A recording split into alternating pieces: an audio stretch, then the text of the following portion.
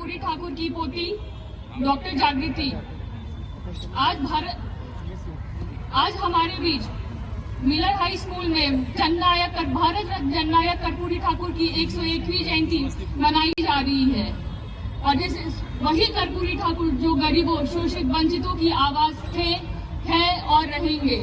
और आज हम सब प्रण लेते हैं कि उनकी विचारधारा अपने जीवन में उतारने का प्रयास करें। और जननायक कर्पूरी ठाकुर के बारे में जितनी भी शब्द बोली जाए वो कम है, जैसे सूरज को दीपक दिखाने जैसी बात हो गई। धन्यवाद। जय बिहार, जय जय बिहार। धन्यवाद डॉक्टर जागृति ठाकुर जी को। मित्रों, आप 15 मिनट रुकेंगे। 15 मिनट में शांति से अपने नेता के भाषण सुन के जाएं। कृपया शांति रखें। अगले वक्ता अब मैं बिहार के सबसे बड़े नामी वकील हैं आदरणीय वाईबी गिरी साहब, उनसे आग्रह करता हूं कि आवें और अति संक्षेप में बात रखें ताकि लोगों को घर जाने में कठिनाई नहीं हो। आदरणीय डॉक्टर वाईबी गिरी साहब। इस सभा के अध्यक्ष चंद्रवंशी जी, मंच पर बैठे हमारे मित्र लोग और बिहार के कोने कोने से आए हुए जनसुराजी भाई लोग, मुझे पहले ही कह दिया गया है कि संक्षेप में बोले, तो मैं ज़्यादा समय नहीं लूँगा। प्रशांत जी को समय देना है, उनको आप लोग सुनने आए हैं ज़्यादा। लेकिन 2-3 बात कर्पूरी जी के जीवन का मैं बताना चाहता हूँ आप लोगों को, जो प्रशांत जी से भी बहुत कुछ मिलता जुलता है। कर्पूरी जी 1952 में पहले स्वतंत्रता के आंदोलन में करीब 26 महीना वो जेल में थे। उनका जन्म 1924 का था, लेकिन उनको 17 साल 18 साल की अवस्था में गांधी जी के आह्वान पर वो जेल गए। करीब 26 महीना वो जेल रहे और वो बाद में पढ़ रहे थे, लेकिन उसमें बीए तक पहुंचे थे पढ़ के, लेकिन पढ़ाई भी उनको छोड़नी पड़ी।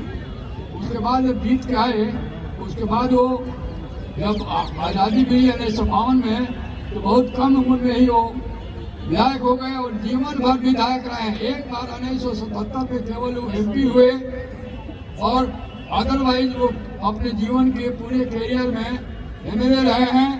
1988 में, जिस समय 1974 में जिस समय जयप्रकाश आंदोलन चला, Karpoori ji leader of opposition थे और जयप्रकाश के आह्वान पर उन्होंने अपनी विधायक पद से इस्तीफा कर दिया और वो आंदोलन में लग गए।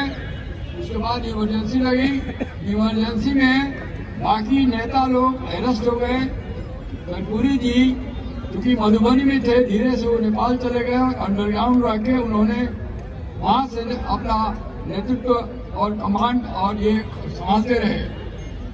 कर्पूरी जी अपने जीवन में वो भी अनशन पर गए थे। जैसे प्रशांत जी ने आमरण अनशन किया 1970 में, कर्पूरी जी टेल्को एम्प्लॉइज के मांग के लेकर 28 दिन तक आमरण अनशन पर रहे।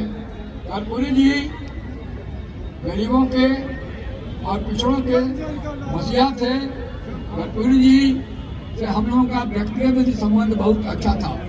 उनकी पोती ने कहा कि वो कर्पूरी जी की पोती है, लेकिन वो डॉक्टर वीरेंद्र की बेटी है। इसके पिता का नाम है डॉक्टर वीरेंद्र ठाकुर। 1974 में इमरजेंसी के दौरान वीरेंद्र जी का जब भावल बदलना हुआ, उनका हार्ट का भावल खराब हो गया था, तो मेरे भाई न्यूजीलैंड ऑकलैंड में डॉक्टर थे। हम लोगों को मालूम हुआ कि कर्पूरी जी के ऐसे नेता के बेटा का ट्रीटमेंट का जरूरत है। हम लोगों ने उनको न्यूजीलैंड भेजा, ऑकलैंड भेजा, उनका वहाँ ट्रीटमेंट हुआ। हमारे बड़े भाई के घर में 2 महीना रहे और तभी से हम लोगों का व्यक्तिगत संबंध चला आ रहा है और कर्पूरी जी के साथ बहुत घनिष्ठ संबंध था। कर्पूरी जी बराबर हम लोग के यहाँ आते थे। बात इतना ही था कि मैं फोन करते थे कि मैं 10 बजे आता हूँ, दिन के 10 बजे, तो वो दिन के 2 बजे पहुँचते थे, क्योंकि रास्ते में जितने लोग मिल रहे सबसे वो बात करने लगते थे, सबकी सुनने लगते थे। तो कर्पूरी जी के बारे में जितना कहा जाए कम है।